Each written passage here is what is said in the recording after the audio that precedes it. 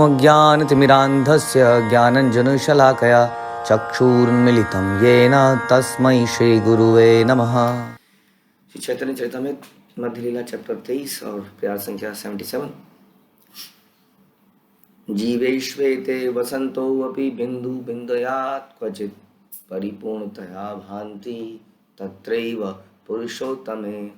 जीवों में ये गुण कभी कभी सूक्ष्म मात्रा में प्रकट होते हैं, किंतु पूर्ण पुरुषोत्तम भगवान में ये पूरी तरह प्रकट होते हैं। तो कई बार हम ऐसा बोलते हैं कि जीवों के अंदर भी ये 50 गुण पाए जाते हैं। ब्रह्मा जी के बारे में बोलते हैं, यदि ब्रह्मा जी के अंदर ये, किसी जीव के अंदर ये 50 गुण हो जाते हैं तो ब्रह्मा बन सकता है। ब्रह्मा जी के अंदर ये कई पाए जाते हैं, लेकिन ये भी सूक्ष्म मात्रा में पाए जाते हैं, पूर्ण मात्रा में नहीं पाए जाते।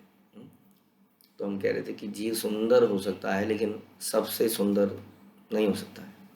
उसी प्रकार बलवान हो सकता है, लेकिन सबसे अधिक बलवान, सारा संसार का बल उसके अंदर नहीं हो सकता है। तो इस प्रकार से जीव हमेशा जीव रहेगा, बहुत ही सूक्ष्म रहेगा।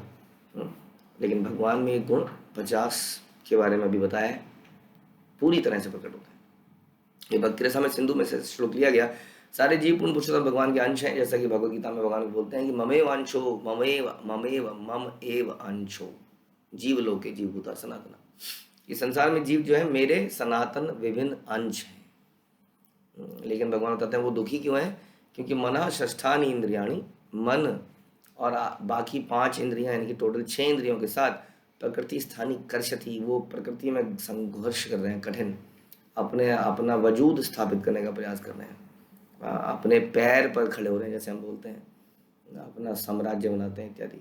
इस कारण से वो अधिक दुखी हैं। नहीं तो वो मेरे ही अंश थे, प्रसन्न रहना चाहिए उनको हमेशा, लेकिन खुद ही को कर बुलंद इतना के चक्कर में वो लगे हुए हैं, तो इसलिए दुखी हैं।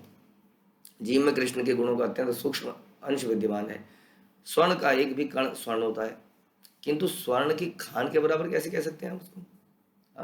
इसी तरह जीवों में पूर्ण पुरुषोत्तम भगवान के गुण पाए जाते हैं, लेकिन भगवान के समान कभी नहीं बन सकता। इसलिए वो हमेशा जीव जो है भगवान का दास रहता है। इसलिए जीव भगवान को परम पुरुष और जीवात्मा को जीव कहा गया। ईश्वर जो है समस्त जीवों में प्रधान है, क्योंकि वो समस्त जीवों की आवश्यकताओं को पूरी करते हैं। हम नहीं करते हैं, हम तो बड़े डिपेंडेंट हैं। किसके ऊपर? हम कहते हैं प्रकृति के ऊपर। जो प्रकृति भगवान की शक्ति है। एक वो बहुनाम यो विदधाति कामान, सबकी कामनाओं को, इच्छाओं को वो एक कृष्ण सबकी इच्छाओं को पूरा करता है। मायावादी मानते हैं कि हर प्राणी ईश्वर है, किंतु यदि हम इस ईश्वर को मान भी लें तो यह नहीं कह सकते कि प्रत्येक प्राणी प्रत्येक बात में भगवान के समान है। केवल अज्ञानी मानते हैं कि हर प्राणी ईश्वर के समान है और प्राणी ईश्वर है। अतः पंच गुणा ये स्यूरंशेन गिरीशादिषु। इन 50 गुणों के अतिरिक्त भी पूर्ण पुरुषोत्तम भगवान में 5 और गुण हैं, जो शिवजी जैसे देवताओं में पार्शियली पाए जाते हैं, आंशिक रूप से पाए जाते हैं। 5 और भी गुण हैं। तो धीरे धीरे करके गुण बता रहे हैं कि अब ये 55 हो गए हैं, और ये 55 गुण बता रहे हैं कि शिव जी जैसे देवताओं में ये 55 गुण पाए जाते हैं। सदा स्वरूप संप्राप्त सर्वज्ञो नित्य नूतन सच्चिदानंद संद्रांग सर्वसिद्धि निषेवित पिता अथोच्यन्ते गुणा पंच ये लक्ष्मी शादी वर्तिनः अविचिन्त्य महाशक्ति कोटि ब्रह्मांड विग्रह अवतारावली बीजम हतारी गतिदायक आत्मा राम गणाकर्षित्यमि कृष्णे किलाद्भुता। तो ये जो गुण बता रहे हैं, अब ये गुणों के बारे में बता रहे हैं। ये गुण है 5 गुण। भगवान सदैव अपनी मूल स्थिति में रहते हैं। तो जीवात्मा की, जब कई बार कहते हैं कॉन्स्टिट्यूशनल पोजीशन, स्वाभाविक स्थिति जो है वो दास की है, लेकिन वो अपनी स्थिति बनाए नहीं रख पाता है, वो भूल जाता है, क्योंकि उसके ऊपर प्रभाव पड़ जाता है। जैसे हमारे रिश्तों में भी कई बार कोई पुत्र है, कई बार वो बाहर जाके रहने लगता है, बाहर के लोगों से इन्फ्लुएंस हो के वो भूल जाता है कि वो भी एक दास के समान है, और घर में आता है और बहस करता है, सिगरेट का धुआं अपने पिताजी के ऊपर फूंकता है इत्यादि, क्योंकि वो बाहर के लोगों से इन्फ्लुएंस हो जाता है और गलत चीज़ों में फंस जाता है। तो जीवात्मा भी फंस जाता है, वो भगवान का दास न समझ के इसमें यहाँ संसार में कंट्रोलर बनता है। वो सोचता है ये मेरा परिवार है, जबकि ऐसे न जाने कितने परिवार वो बना चुका है, कितने घर उसने बनाए होंगे। अगर उसको याद दिला जाए कि हम सब सोचते हैं कि हमारा कोई घर नहीं है, सोचते हैं हमारे पास एक घर है, पिछले जन्म याद दिला दें, पता नहीं कहाँ कहाँ पे हमारे घर बने हुए होंगे।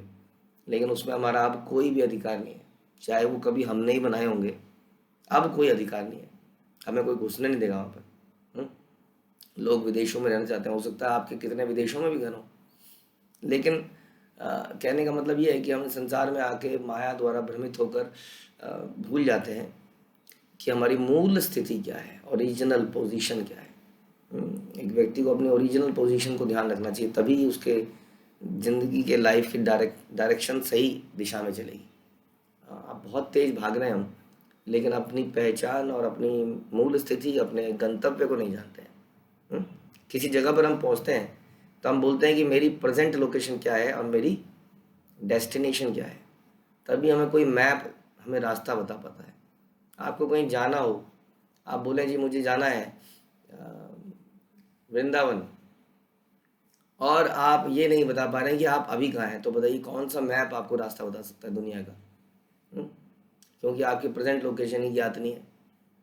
तो इसीलिए हमें अपनी मूल स्थिति और गंतव्य दोनों याद रहने चाहिए कि हमारी मूल स्थिति ये है, हम भगवान के दास हैं लेकिन इस संसार में गिर पड़े हैं। अई नंद तनुज किंकरम पतितम मां विषमे भवाम बुधो, कृपया तब पाद पंकज धूल सदृशम विचिंतया। मैं आज गिर गया हूँ इस संसार के अंदर अपनी इच्छाओं के कारण, आप कृपया मेरी मदद कीजिए, मुझे अपने पैरों का कण बना लीजिए। तो ये है मूल स्थिति को ध्यान रखना। लेकिन भगवान अपने हमेशा अपनी मूल स्थिति को ध्यान रखते हैं। वो कैसे भूल सकते हैं? वो सर्वज्ञ है, वे सर्वज्ञ। अच्छा, अगला आई है, वो सर्वज्ञ है। दूसरा गुण, सर्वज्ञ हैं, हर चीज़ को जानते हैं, हर चीज़ हर जगह प्रेजेंट भी हैं, जानते भी हैं क्या चल रहा है, कौन क्या कर रहा है, कौन मन में क्या सोच रहा है। ऊपर से भक्त बनने का दिखावा कर रहा है, लेकिन अंदर से इसका विश्वास डगमगाया हुआ है। अभी इसको और देवी देवताओं पर भी विश्वास है। अभी ये सोचता है मुझे आगे जीवन में अपने को बचाए रखना है, तो मेरा परिवार मुझे बचाएगा, या कोई गॉड फादर, कोई बहुत बड़ी पर्सनैलिटी, कोई अंडरवर्ल्ड का डॉन मुझे बताएगा, गुंडा बदमाश मुझे बचाएगा। कई विचार वो ले सकता है, जिसके विचारों का भगवान को पता चल जाता है कि इसका विश्वास अभी अटूट नहीं है, टोटली डिपेंडेंट व्यक्ति नहीं है ये। भगवान जानते हैं। तीसरा गुण है, वे नित्य नूतन और युवा है। मतलब उसके उनके ऊपर काल का प्रभाव नहीं पड़ता। वास्तव में काल केवल इस संसार के अंदर है, भौतिक जगत के अंदर। आध्यात्मिक जगत में काल नहीं होता, वहाँ आपको घड़ी पहनने की जरूरत नहीं पड़ेगी। समय कितना हो गया, 3 बज गए, 4 बज गए, 5 बज गए, ओ 6 बजने वाले, अंधेरा होने वाला है, जल्दी जल्दी। जैसे अंधेरा हो जाता है, सब सारे पक्षी, सारे मनुष्य भी घरों की तरफ भागते हैं, और फिर जैसे उजाला होता है फिर निकलते हैं। तो यहाँ पर समय है, समय से धीरे धीरे हमें बुढ़ापा आता है, शरीर धीरे धीरे डेटीरियोरेट होता है, उसमें बीमारियाँ लगती हैं। तो लेकिन भगवान के साथ ये काल नहीं है। भगवान के प्रभाव से, भगवान के धाम में भी काल का प्रभाव नहीं है, इसलिए जो भी उस धाम में रहता है उसके ऊपर भी काल का प्रभाव नहीं पड़ता, वो भी नित्य नूतन और युवा रहता है। लेकिन आपको हमने पहले बताया कि भगवान का नित्य नूतन युवा, भगवान में फिर भी वो डिफरेंस हमेशा रहेगा उनकी सुंदरता में।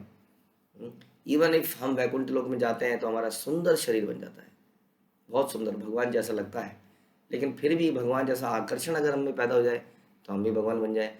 Therefore it is not possible. वे चौथा है, वे शाश्वतता, ज्ञान और आनंद के घनीभूत रूप हैं। यानी कि सच्चिदानंद शाश्वतता, ज्ञान और आनंद के घनीभूत रूप हैं। हम भी अगर वृंदावन धाम, भगवान के गोलोक धाम में चले जाते हैं, मुक्त हो जाते हैं, तो हमारे अंदर भी ये गुण आता है, रहता है, क्योंकि यही आत्मा का गुण है। लेकिन हमारे अंदर भी ये गुण बड़ा ही लिमिटेड रूप में है, जैसा हमने पहले भी बताया, क्योंकि आनंद के घनीभूत होते हुए भी हम लोग यहाँ पर संसार में लेमेंट करने लगते हैं चीज़ों के लिए। ये मुझे नहीं मिला, काश मुझे ये मिल जाता, इसने ऐसा क्यों कर दिया। किसी चीज़ की इच्छा करते हैं, किसी चीज़ के लिए लेमेंट करते हैं, दुखी रहते हैं। ये हमारा, जबकि हम भी सच्चिदानंद हैं, हमारे अंदर भी ज्ञान है, फिर भी हम संसार की टेम्परेरी चीज़ों से प्रभावित होकर उसे पाने के लिए अथक प्रयास करते हैं। हम शाश्वत हैं, लेकिन हम बार बार मरते हैं क्योंकि हम शरीर धारण करते हैं। तो हमारे अंदर भी गुण है, लेकिन हम क्यों की अगेन प्रभावित हो जाते हैं माया से, तो ये गुण छुप जाते हैं, लुप्त हो जाते हैं। एक छोटी सी चिंगारी को ढका जा सकता है, लेकिन प्रचंड अग्नि को नहीं ढका जा सकता। तो भगवान वो प्रचंड अग्नि की तरह है और हम उसमें से निकली एक चिंगारी की तरह हैं। जिसमें वही गुण पाए जाते हैं, लेकिन उसको छुपाया जा सकता है। पांचवा है वे समस्त योग सिद्धियों से युक्त हैं। योगेश्वरम, योगेश्वर, भगवान को योगेश्वर भी कहते हैं। ऐसे बोलते हैं कि संजय बोलते हैं गीता के अंत में कि जहां पर योगेश्वर कृष्ण है वहीं पर विजय है। तो सारे योगियों में सारे योगी जो है, हम लोग कई बार योगियों से बड़े प्रभावित हो जाते हैं, जादू टोना इन चीज़ों से बड़े प्रभावित हो जाते हैं। कोई व्यक्ति जरा सा हवा में हाथ हिलाता है, कुछ पैदा कर देता है, तो हम उसको गुरु मानने लगते हैं। यदि आप इन चमत्कारों से भी प्रभावित होते हैं तो भी कृष्ण जो है सबसे चमत्कारी है। अब देखिए, जैसे हम बात कर रहे थे कि छोटे से छोटे एटम में, जिसको आप देख नहीं सकते हैं, उसके अंदर भगवान विद्यमान है। तो उसके अंदर भी कैसे भगवान, हर चीज, हर कण के अंदर भगवान कैसे विद्यमान है, छोटे से छोटा। योग सिद्धि योग में रही तो लघिमा अनिमा, बड़ा बन जाना, छोटा बन जाना। बड़े में भगवान विराट रूप बनते हैं तो सारा संसार, ब्रह्मांड, हर चीज उनके अंदर आता है। भगवान मुंह खोलते हैं तो ब्रह्मांड उनके अंदर दिखता है। तो यदि आप चमत्कारों को भी नमस्कार करते हैं तो भी कृष्ण ही योगेश्वर है। कृष्ण ही सबके सबसे बड़े चमत्कारी व्यक्ति हैं, जो एक साथ 16,108 रानियों के साथ रहते हैं और अलग अलग कार्य करते हैं। कितने अचंभे की बात करी जाए, जो गोवर्धन पर्वत को ऐसे उठाते हैं जैसे कोई बालक मशरूम को उठाता है। तो अनेक उनके ऐसे जो हमने उनकी ऑपुलेंसेस को देखा है, सुना है। तो समस्त योग सिद्धियों से वो युक्त हैं। वास्तव में सारी योग सिद्धियां उन्हीं से उद्भूत है। तो ये 5 गुण, अधिकतर ये 5 गुण और भगवान में पाए जाते हैं। ये 5 गुण शिव जी में भी पाए जा सकते हैं, लेकिन अगेन जैसा हमने डिस्कस किया कि भगवान के अंदर ये पूर्ण रूप में पाए जाते हैं और इन देवताओं में, जीवों में कभी भी ये पूर्ण रूप से नहीं पाए जा सकते। इसके अलावा 5 गुण और हैं। तो 55 के आगे हम 60 पे बढ़ते हैं। ये 5 गुण और लक्ष्मीपति नारायण में मिल सकते हैं, बस और किसी में नहीं।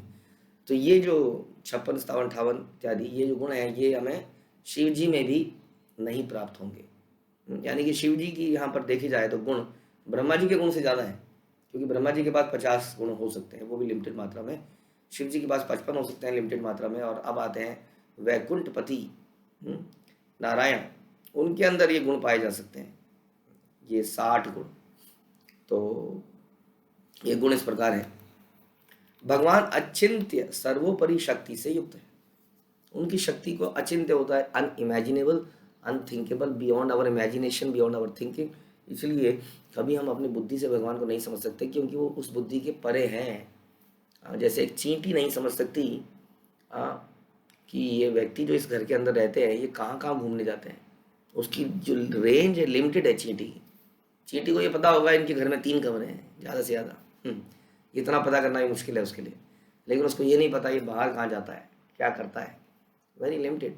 चींटी के आगे हम अक्सर बोलते हैं कि हम पानी की बोतल रखते हैं, चींटी हैरान हो जाती होगी कि देखिए क्या ज़माना आ गया है, पानी का पहाड़ बन गया है। तो लिमिटेड नॉलेज है, अचिंत्य इसलिए कहते हैं कि जो हमारी इमेजिनेशन के परे है। हम अपनी इमेजिनेशन से और हम लोगों ने कुछ तो प्रूफ देखे हैं, कुछ हमने इमेजिनेशन करी है, राइट। हमने कुछ टेलीस्कोप बनाए, इत्यादि बनाए, उससे हमने कुछ दूरी पर देख पाए, उससे अधिक दूरी के लिए हमने इमेजिन किया। जैसे डार्विन ने इमेजिन किया कि इस प्रकार से हिरण बना होगा, इस प्रकार से जिराफ बना होगा। हिरण कौन, जिराफ कौन है? डार्विन कहते हैं जिराफ कुछ नहीं है। जिराफ जो है हिरण और बकरी की एक्सटेंडेड स्पीसीज है, जो कि कंटिन्यूसली ऊपर देखने से जिसकी गर्दन लंबी हो गई, और इस प्रकार वो जिराफ बन गया। तो ये दिस इज इमेजिनेशन। उन्होंने हिरण को देखा और उन्होंने इमेजिन किया कि हिरण ही अल्टीमेटली जिराफ बन गया होगा, तो गर्दन लंबी हो गई होगी। तो दिस इज कॉल्ड इमेजिनेशन। तो हम लोग अपनी इमेजिनेशन से जब ज्ञान को स्थापित करने का प्रयास करते हैं तो बहुत सारी गलतियां करते हैं, क्योंकि प्रभुपाद बोलते थे कि हमारी इंद्रियां कंप्लीट नहीं है, इम्परफेक्ट सेंसेस, अपूर्ण इंद्रियां हैं हमारी। हम भ्रमित हो जाते हैं इस कारण से। हाँ, हम भ्रमित हो जाते हैं तो हम मिस्टेक करते हैं, गलत जो हमारे परिमाण है वो गलत है, हमारे मेजरिंग स्केल्स गलत हैं, हमारे सारे निष्कर्ष गलत हैं, और उनको छुपाने के लिए हम चीटिंग करते हैं। तो इस प्रकार से ये 4 प्रॉब्लम्स हैं हमारे साथ में, इसलिए हम कभी भी ज्ञान को अपनी इंद्रियों से नहीं ले सकते, इसलिए ज्ञान हमेशा शब्द से लिया जाता है, जो कि शास्त्रों में लिखा गया है। तो इसलिए सबसे इम्पोर्टेंट ये है कि प्रभुपाद से कई बार लोग पूछते थे, एक बार ऐसा पूछा गया कि प्रभुपाद आप बोलते हैं कि भगवान को समझा नहीं जा सकता, फिर आप इतने शास्त्र क्यों लिखते हैं, क्यों उनको ट्रांसलेट करने में लगे हैं? वो कहते हैं तभी तो तुम्हें समझ में आएगा कि भगवान को समझा नहीं जा सकता। जितना हम भगवान को समझते हैं उतना हम भगवान को नहीं समझते हैं। जबकि किसी व्यक्ति को जितना समझा जाए उसको और समझना कम हो जाता है। जैसे आप किसी से पहली बार मिलते हैं तो थोड़ा सा जानते हैं उसके बारे में, लेकिन यदि उसके साथ हमेशा रहते हैं तो और जान जाते हैं, और कुछ समय बाद आप उसको 90% समझ जाते हैं। 100% तो किसी को समझना फिर भी मुश्किल रहेगा। लेकिन हम जब कृष्ण के साथ रहते हैं तो कृष्ण को और अधिक नहीं समझ पाते, क्योंकि पता चलता है कि कृष्ण कितने बड़े हैं। अब ओरिजिनली किसी को आपने 100% माना और आपने उसको 10% समझ लिया, 20 समझ लिया, तो रिमेनिंग कितना बचा? 80, 70, 60। लेकिन कृष्ण को आप 100% समझ ही नहीं सकते, तो आप कैसे समझ सकते हैं कि आपने उनको कितना समझ लिया? जैसे जैसे समझते हैं कि ये कृष्ण है 100%, हमने 20% समझा तो पता लगा नहीं, कृष्ण तो और इतने और हैं, वो 100, 200 हो गया, फिर वो 200, 300% हो गया। इस प्रकार से हमारा जो एरिया है वही बढ़ जाता है जिसको हमें मेजर करना है। इसलिए भगवान अचिंत्य है, उनको समझा नहीं जा सकता, सर्वोपरि शक्ति से युक्त है। ये पहला। वे अपने शरीर में अनंत ब्रह्मांडों की उत्पत्ति करते हैं। ये केवल आप जानते ही केवल ये विष्णु ही हैं जो, और ना, इसलिए विष्णु के नीचे के जीवों में ये शक्ति नहीं है कि ब्रह्मांड को उत्पन्न कर दे। अपने श्वास से ब्रह्मांड को निकालते हैं। आप जानते हैं महाविष्णु किस प्रकार से ये सारे ब्रह्मांड को अपने शरीर में से निकालते हैं। तो ये जो शक्ति है केवल विष्णु के पास है, ये शिव के पास नहीं हो सकती। तीसरा, वे समस्त अवतारों के मूल स्रोत हैं। यस, जो है सारे अवतार उन्हीं के अंदर से निकलते हैं। इसलिए कहते हैं कि अक्सर जो भगवान जो पर्सनली एक्सटेंशन नहीं करते, भगवान बलराम जी में अपनी एक्सटेंशन बनाते हैं, संकर्षण, उसके बाद संकर्षण और उसके बाद महाविष्णु। और ये महाविष्णु फर्दर जितने भी हम अवतार देखते हैं ये विष्णु के अवतार हैं। इसलिए लोग कई बार विष्णु को अल्टीमेट भगवान मान लेते हैं, क्योंकि जितने भी भगवान के अवतार हैं वो इन्हीं में से फर्दर आगे निकलते हैं। लेकिन कृष्ण तो भगवान स्वयं, क्योंकि कृष्ण जो है विष्णु के भी सोर्स हैं, बलराम जी के भी सोर्स हैं, तो ये समस्त अवतारों के स्रोत हैं। तीसरा, ऐसा नहीं है कि शिव जी समस्त अवतारों के स्रोत हैं, ब्रह्मा जी समस्त अवतारों के स्रोत हैं। चौथा है कि वे उनके द्वारा मारे गए शत्रुओं को भी मुक्ति दे देते हैं। ये विशेष गुण है भगवान का कि वो अपने, जैसे हमने देखा कि शिशुपाल का उन्होंने समाप्त किया, तो शिशुपाल के शरीर से वो जो ज्योति निकली, जो आत्मा निकली, वो भगवान के शरीर में, तो उसने इस प्रकार से सायुज्य मुक्ति पाई। लेकिन भक्त लोगों को ये मुक्ति की आकांक्षा नहीं होती है, वो भगवान के नित्य सेवक बनना चाहते हैं, उनकी सेवा करना चाहते हैं, ना कि उनके शरीर में मिलकर आनंद उठाना चाहते हैं। तो वे अपने शत्रुओं को, ऐसे हमने कई सारे केसेस में देखा, हम सुनते हैं कि ऐसे कुरुक्षेत्र में जो युद्ध में जो मरे उनको भगवान ने मुक्ति प्रदान करी, कैसे पूतना को भगवान ने मुक्ति प्रदान करी, और ऐसे अनेक लोगों को। तो अपने शत्रुओं को भी मुक्ति प्रदान करते हैं, क्योंकि भगवान के शत्रु कौन हो सकते हैं?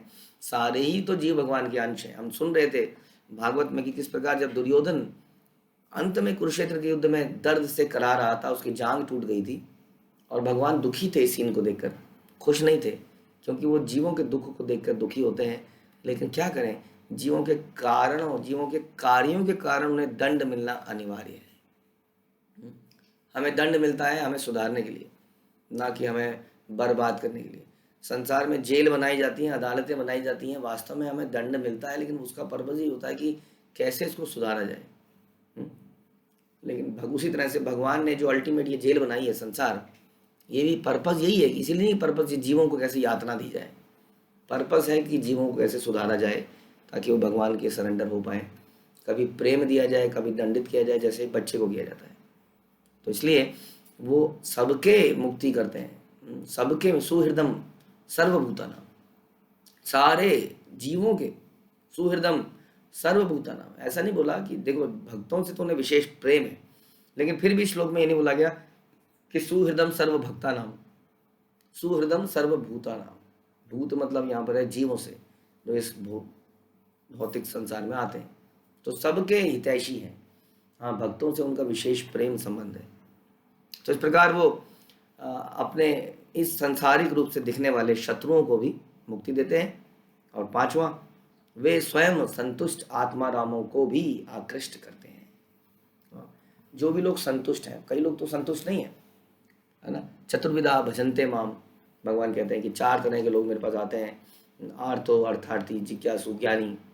ये 4 लोग जो कुछ धन चाहते हैं, भगवान के पास हैंकरिंग है धन के लिए, किसी को ज्ञान की हैंकरिंग है, ज्ञान की बड़ी प्रबल इच्छा है, वो आता है। जिज्ञासु आता है, दुखी आता है। ये सारे लोग भगवान के पास आते हैं। लेकिन जो संतुष्ट है, जो इन चारों में से जो बिल्कुल संतुष्ट हो गया है, जैसे हम सुनते हैं Shubhdev Goswami, he was totally satisfied person, उसको भी अट्रैक्ट कर लेते हैं। 4 कुमार, दे वॉज टोटली सेटिस्फाइड, उनको भी अट्रैक्ट कर लेते हैं। संतुष्ट आत्मा रामों को भी आकृष्ट कर लेते हैं अपने अपने रूप से, अपने सौंदर्य से, अपने जो भी है उनके पास शक्तियां हैं उससे, और वो लोग भी उनके भक्त बन जाते हैं, जैसे शुभदेव गोस्वामी बने। तो ये 5 विशेष गुण हैं। योगियों को अट्रैक्ट करना बड़ा मुश्किल है। हम सुन रहे थे 5वें के बारे में बहुत बात करें तो योगी अपने ही ध्यान में लगे हुए हैं, अपने ज्ञान में लगे हुए हैं। तो शिव जी इत्यादि को ध्यान में रखकर योग, वो योग का अल्टीमेट ओनर शिव जी को मानते हैं अक्सर लोग। इसलिए वो शिव जी की शक्तियों के लिए उनके उनकी उनकी पूजा आराधना करते हैं। लेकिन ये लोग जब गलती से भगवान के टच में आ जाते हैं तो ये अपनी योग सिद्धियों को साइड में रखकर भगवान की भक्ति करने लगते हैं। जैसे हम सुनते हैं हनुमान जी सारे योग शक्तियों के मालिक हैं, है ना। अष्ट सिद्धि हम बोलते हैं, अष्ट सिद्धि की क्या था, लेकिन हनुमान जी भी अपनी अष्ट सिद्धियां बिल्कुल हटा के केवल भगवान राम का नाम जप रहे हैं, भगवान की भक्ति कर रहे हैं, उन्हें कंधे पे उठा रहे हैं, उनकी सेवा कर रहे हैं। बल्कि इन अष्ट सिद्धियों को भी कृष्ण की सेवा के लिए या राम की सेवा के लिए इस्तेमाल कर रहे हैं। तो ये है स्वयं संतुष्ट आत्मा रामों को भी आकृष्ट करने वाले ये भगवान। तो ये 5 गुण कृष्ण में हैं, और जो कि नारायण में है, केवल नारायण के अंदर ये गुण पाए जाते हैं। तो 60 गुणों पे हम आ गए हैं। सर्वाद्भुत चमत्कार लीला कल्लोल वरिधि, अतुल्य मधुर प्रेम मंडिता प्रिय मंडल, त्रिजगन्मान साकर्षि मुरली कल कूजिता, असमानोर्ध्व रूप श्री विस्मापित चराचर। इन 60 दिव्य गुणों के अतिरिक्त कृष्ण में 4 और दिव्य गुण पाए जाते हैं जो नारायण में भी नहीं मिलते हैं। तो ये गुण केवल और केवल कृष्ण में है, और इसी से कृष्ण की सुप्रीमेसी स्थापित होती है कि कृष्णस्तु भगवान स्वयं। It is not that Vishnu is the source of Krishna, क्योंकि संसार में लोग मानते हैं Krishna is the source of Vishnu. ये नारायण में भी नहीं मिलते हैं 4 गुण। क्या है? कृष्ण, पहला, कृष्ण लीलाओं के तरंगों से पूरी सागर के समान है, जो तीनों लोकों में हर प्राणी के भीतर आश्चर्य उत्पन्न करने वाली लीला माधुरी, इसलिए उन्हें कहते हैं लीला पुरुषोत्तम। भगवान लीलाएं करते हैं, कितनी लीलाएं करते हैं। ऐसा नहीं है कि कभी कभी कोई लीलाएं करते हैं, जैसे कि हम सुनते हैं कि नारायण भी लीला करते हैं, कई बार हम नारायण के भक्तों के साथ उनकी लीला सुनते हैं, लेकिन कृष्ण की लीलाएं बड़ी अद्भुत हैं, बड़ी मधुर हैं। जैसा कि हम सुनते हैं, ऐसी लीलाएं कर पाना नारायण के लिए पॉसिबल नहीं है। जैसे हम पहले भी जिक्र कर रहे थे कि नारायण, सोचिए किसी के घर में मक्खन चुराने चले जाएं तो क्या हो वहाँ पर, चक्र से ही पहले सब समाप्त हो जाए, वहाँ भस्म हो जाए सब चीज़ें। कैसे चुराएंगे? अब कोई उनको बांध रहा है, पकड़ रहा है, बताइए नारायण को कैसे बांधा जाए? कैसे वो भागते हुए कैसे लगेंगे Narayan? Is a different personality. वो भागते हुए बिल्कुल अच्छे नहीं लगेंगे कि माँ यशोदा उनको पकड़ रही है और नारायण भाग रहे हैं। तो ये जो है ऐसी लीलाएं केवल कृष्ण कर सकते हैं, ये मधुर लीलाएं। सर्प के ऊपर, कालिया के ऊपर नृत्य करना, माखन चोरी करना, गोपियों से बंध जाना, गोपियों के लिए नृत्य करना, एक स्त्री या गोपियों के वेश में नृत्य करना, टैक्स कलेक्ट करना इत्यादि, ये जो लीलाएं हैं तो ये तीनों लोकों में हर प्राणी के भीतर आश्चर्य उत्पन्न करती हैं। तो कृष्ण लीलाओं की तरंगों से पूरी सागर के समान है। उनका सब कुछ ड्रामेटिकल है, कुछ भी चीज़ सिंपली ऐसा नहीं है बहुत, है ना। हर चीज़ देखिए, वृंदावन में राक्षस मार रहे हैं तो राक्षसों के शेप एंड साइज देखिए, बताइए अलग अलग। अब राक्षस, हम लोग सुनते थे कि राक्षस तो राक्षस होते हैं, आते हैं कुछ लंबे चौड़े से पहाड़ जैसे, कुछ तीर कमान तलवार लेके आते हैं। यहाँ देखिए अघासुर, सर्प के रूप में राक्षस, कोई बवंडर के रूप में राक्षस, बिल्कुल डिफरेंट शेप के, कोई बकासुर है, कोई बैल बन के आया है, कोई घोड़ा बन के आया है, बहुत ही डिफरेंट वैरायटी। तो ये जो कृष्ण की लीलाएं हैं ये बड़ी अद्भुत हैं और संसार के हर जीव को आकृष्ट कर लेती हैं। दूसरा, वे अपने माधुर्य प्रेम के कार्यकलापों में सदा अपने प्रिय भक्तों से घिरे रहते हैं। सो भक्त माधुरी हमेशा, ही नीड्स पीपल अराउंड। इसलिए ये मत सोचिए कि क्या होगा इस संसार का, यदि संसार के लोग यहाँ से चले जाएंगे वैकुंठ में कहीं भीड़ तो नहीं बढ़ जाएगी हमारे जाने से? क्या हमें भगवान को पर्सनल अटेंशन मिल पाएगी? हमें भगवान को अनलिमिटेड लोग चाहिए वास्तव में, इसलिए तो इतने जीव बनाए हैं। जीव का ओरिजिनल सोर्स भी क्या है? कृष्ण ही तो है। लेकिन वो इतना पुरातन है कि हम कहते हैं कि जीव शाश्वत रूप से है, लेकिन ओरिजिनली तो जीव जो है कृष्ण का ही अंश है, यानी कि कृष्ण से ही निकला है। इतने सारे जीव बनाने की क्या आवश्यकता थी? इतने सारे जीव बनाने की आवश्यकता ये थी कि कृष्ण अनलिमिटेडली एंजॉय करना चाहते हैं हर जीव के साथ। इसलिए वो उनको कहते हैं भक्त माधुरी, हमेशा अपने भक्तों के इर्द गिर्द घिरे रहते हैं चारों तरफ। इसलिए कभी कृष्ण के विग्रह हम कहते हैं कि अकेले नहीं लगाते हैं। हमारी परंपरा में तो ये माना जाता है, या तो उनके साथ राधा रानी होती हैं, सखियाँ होती हैं, गाय होती है, बलराम होते हैं, गोप होते हैं, लेकिन वो अकेले नहीं होते हैं। कभी अर्जुन होते हैं। इसी तरह से मंदिरों का निर्माण होता है या होना चाहिए।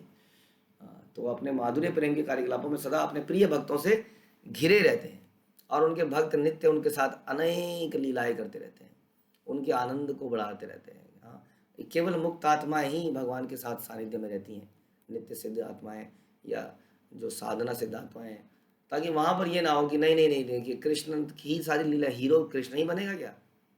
सारा हीरो कृष्ण की बनेगा, अब ये अगली वाली में मैं हीरो बनूंगा। ऐसे बच्चे कभी लड़ते हैं ना आपस में, तुम्हारी डैन है, नहीं आपकी बार तुम्हारी है, नहीं आपकी बार तुम्हारी। कई बार घमासान हो जाता है उसमें, बच्चे खेल खेल में लड़ने लगते हैं, क्योंकि हर कोई सेंटर ऑफ अट्रैक्शन बनना चाहता है। बचपन से ही हमारे अंदर ये भावना है कि हम सबका सेंटर ऑफ अट्रैक्शन बनना चाहते हैं, और बड़े होने तक तो ये और ज़बरदस्त बढ़ जाती है। बस बड़े होने तक हम बच्चों की तरह लड़ते नहीं हैं, अंदर ही अंदर छुपा के रखते हैं और ऊपर उठना चाहते हैं, सबका ध्यान आकृष्ट करना चाहते हैं। तो ये कृष्ण से कंपटीशन है एक तरह का। जीवात्मा को क्या सोचना है? तृणादि अभी सुनिचे तरोर अभी सही श्रोना, जैसे हम बोल रहे थे कि I am not important, Krishna is important. तो अपने आप को प्राथमिकता, प्रायोरिटी ना देकर कृष्ण को प्रायोरिटी देना, ये है भगवान के धाम के भक्तों का गुण, जो कि उनके इर्द गिर्द रहते हैं। इसलिए सारी लीलाओं में कृष्ण ही हीरो बने रहते हैं, सेंटर ऑफ अट्रैक्शन। तो इस प्रकार के भक्त उनको हमेशा घेरे रखते हैं। ऐसा यदि हम करना चाहते हैं तो हमें ऐसा बनना पड़ेगा। तीसरा, तो एनीवे इसमें हम ये भी कह रहे थे कि यदि आप ये मत सोचिए कि आप भगवान के धाम में जाएंगे तो क्या आपको ऐसा पर्सनल एसोसिएशन मिलेगा। भगवान अपने आप को अनलिमिटेडली एक्सटेंड कर सकते हैं। सुदामा एग्जाम्पल में हम देखते हैं कि भगवान के पास एक गरीब ब्राह्मण, फटेहाल ब्राह्मण के लिए भी समय है, क्योंकि वो अपने को अनलिमिटेडली एक्सटेंड कर सकते हैं। इसलिए हम सबको समय मिल सकता है, इसलिए घबराने की आवश्यकता नहीं है। तीसरा है कि वह अपनी वंशी की मधुर ध्वनि से तीनों लोगों को के मन को आकृष्ट करने वाले हैं। बहुत ही साधारण वाद्य यंत्र है बहुत ही साधारण, सबसे सस्ता मुझे लगता है। आप खुद भी खरीदने जाते हैं, मृदंग, हारमोनियम, गिटार, वीणा, पता नहीं कितने कितने म्यूजिकल इंस्ट्रूमेंट हैं, लेकिन बांसुरी इतनी साधारण म्यूजिकल इंस्ट्रूमेंट है कि उसको अपनी कमर में भगवान लटका के घूमते रहते हैं, कभी भी कहीं भी ले जा सकती है। हमें सोचना पड़ता है कि मृदंग यहाँ ले जा सकते हैं क्या? टूट जाएगा। हारमोनियम कौन उठाएगा? वीणा वगैरह तो भूल ही जाओ, उसके लिए तो कई सारे लोग उठाएंगे उसको। गिटार फूट जाएगा, खराब हो जाएगा, लेकिन बांसुरी को कहीं भी लटकाया और चल पड़े। और ये इतना साधारण से दिखने वाला वाद्य यंत्र इतना मधुर है कि वास्तव में कि संसार में भी कोई अगर बांसुरी बजाने वाला अच्छा है तो सारे वाद्यों को फेल कर सकता है वो। तो उसकी उसकी जो ध्वनि है बहुत ही अलग है। और सोचिए जब उसको भगवान बनाते हैं मुरलीधर, तो वो जो ऐसी बंसी बजाते हैं तो बताते थे कि यमुना का पानी जम जाता था वहीं पर और पत्थर पिघल जाते थे। जैसे आपने सुना होगा कि गोवर्धन लीला में कृष्ण को बोला जाता है, कृष्ण बांसुरी मत बजाओ, एक गोवर्धन पिघल गया तो हम सब दब जाएंगे इसके मलबे के नीचे। तो वंशी की मधुर ध्वनि से तीनों लोगों के मनोबल, केवल वंशी से। ऐसा कहते हैं कि जब शाम हो जाती थी ग्वाल बाल के रूप में, तो भगवान अपनी वंशी बजाते थे और सारी गायें वहाँ इकट्ठी जाती थी। अगर आप लोगों ने कभी इस काम को किया है, गायों को, जानवरों को, या कभी करे देखिए, बहुत बड़ी सरदर्दी होती है एक आदमी के लिए। हमने ज़्यादा से ज़्यादा 40-50 जानवरों को एक साथ देखा होगा, गडेरिए इत्यादि को, उनको संभालते हुए। लेकिन 9 लाख गायें तो केवल नंद बाबा की थी, और बाकी बाकी गायों की क्या बात करी जाए। अब इतनी गायों को कोई एक व्यक्ति कैसे मैनेज करेगा? कौन से जंगल की कौन से कोने में वो बैठ गई होगी, घास चल रही होगी। भगवान बांसुरी बजाते थे, वो सारी की सारी अपने आप वापस आ जाती थी। तो इस प्रकार से सबके मनों को, रात्रि में भगवान जब शरद पूर्णिमा में बांसुरी बजाते हैं तो बुलाते नहीं हैं, फोन नहीं करते हैं एक एक गोपी को, ना ही चिल्लाते हैं, केवल बांसुरी बजाते हैं और सारी गोपियां अपने घरों से निकल निकल कर, सारे नियमों को तोड़ तोड़ कर भगवान के पास आ जाती हैं। ऐसी इसलिए कहते थे ना कि कभी भी वृंदावन मत जाना, वृंदावन जाना तो यमुना के पास मत जाना। यमुना के पास एक व्यक्ति जो है श्याम रंग का अपनी बांसुरी बजा रहा है, यदि उसको सुन लोगे तो संसार को छोड़ दोगे। तो ऐसे ही उनकी वंशी की ध्वनि है, लेकिन हमारे कानों में बहुत सारी ध्वनियाँ जा रही हैं, क्योंकि हमें उस ध्वनि के प्रति आकर्षण नहीं है। हम उसके बारे में सोच नहीं रहे हैं कि वो दिव्य ध्वनि को यदि सुनना है तो इस संसार से आसक्ति को त्यागना पड़ेगा। चौथा, उनका सौंदर्य तथा उनका ऐश्वर्य अद्वितीय है। अद्वितीय, और कोई दूसरा उसके बराबर हो ही नहीं सकता है। सर्व आकर्षक है वो। सौंदर्य जो है, ऐश्वर्य सबसे अधिक है। हम लोग अक्सर इसको चर्चा करते ही हैं कि इस संसार में सौंदर्य से हम बड़े आकर्षित हो जाते हैं। आजकल की डेट में तो खासतौर पर जब शादियां होती हैं तो केवल फोटो देखकर, बस ओनली फोटो। पहले भी ज़माने थोड़ा थोड़ा अलग था, वहाँ तो फोटो क्या कुछ देखा ही नहीं होता था, शादी के बाद ही व्यक्ति देखता था हाँ कि उसके नसीब में क्या है। लेकिन उस ज़माने में गुण गुण ज़्यादा इम्पोर्टेंट थे। अब जो है केवल फ़ोटो से हम अट्रैक्ट होते हैं, वास्तव में हम देखते हैं कि हाँ क्या है, किससे हमारा विवाह होने वाला है। तो रूप के पीछे हम लोग काफ़ी अट्रैक्टेड हैं। तो यहाँ पर इसलिए बताया जा रहा है कि उनका सौंदर्य अद्वितीय है। ऐसा नहीं है कि केवल स्त्रियाँ उनसे अट्रैक्ट होती है, पुरुष उनसे अट्रैक्ट होते हैं। और हम देखते हैं कि संसार में कितने कितने भक्त हुए हैं जो उनका दर्शन ही करते रहे हमेशा। ऐसे ऐसे भक्त हुए जैसे सूरदास। सूरदास की तो भगवान ने एक बार परीक्षा भी ली थी, तो नेत्र बंद होते हुए भी उन्होंने बता दिया था कि ये भगवान आपने इस तरह के वस्त्र पहने हैं। तो किस प्रकार से वो अपने हृदय में उनके दर्शन करते थे। तो इस प्रकार से उनका सौंदर्य जो है वो अद्वितीय है, ना तो कोई उसके समान है, ना कोई उससे बढ़कर है। इस तरह तीनों लोक में भगवान के चर एवं अचर जीवों को चमत्कृत करते हैं। वे इतने सुंदर हैं कि वो कृष्ण कहलाते हैं। श्रील प्रभुपाद बता रहे हैं कि कम बुद्धि वाले मायावादी दार्शनिक इस विषय को यह कहकर छोड़ देते हैं कि कृष्ण तो काला हो गया। कृष्ण के गुणों को ना जानने के कारण ये नास्तिक मूर्ख ने पूर्ण पुरुषोत्तम भगवान के रूप में स्वीकार नहीं करते। यद्यपि महापुरुषों, आचार्यों और ऋषियों ने भगवान को स्वीकार करते हुए उनका वर्णन किया है, किंतु मायावादी लोग इसकी प्रतिसंध नहीं कर पाते। दुर्भाग्यवश आज के मानव समाज की स्थिति इतनी दयनीय है कि अब लोग अपने जीवन की दैनिक आवश्यकताओं को भी पूरा नहीं कर पाते, फिर भी वही मायावादी दार्शनिकों द्वारा मोहित होकर सही रास्ते से भटक रहे हैं। भगवत गीता के अनुसार केवल कृष्ण को समझने से ही मनुष्य जन्म मृत्यु से छूट जाता है। त्यक्त्वा देहम पुनर्जन्म नैति मामेति सो अर्जुना।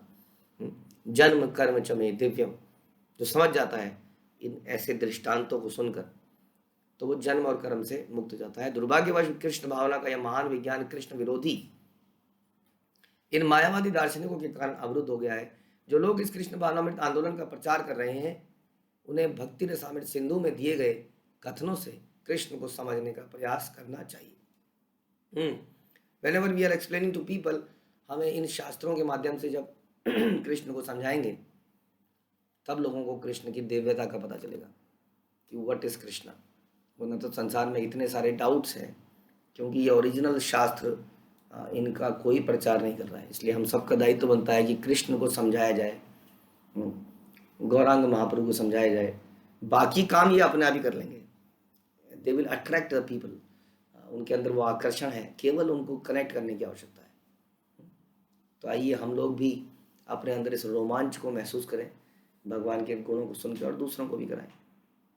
श्रील प्रभुपाद की जय, श्री चैतन्य चरितामृत की जय, श्री कृष्णदास कविराज की जय।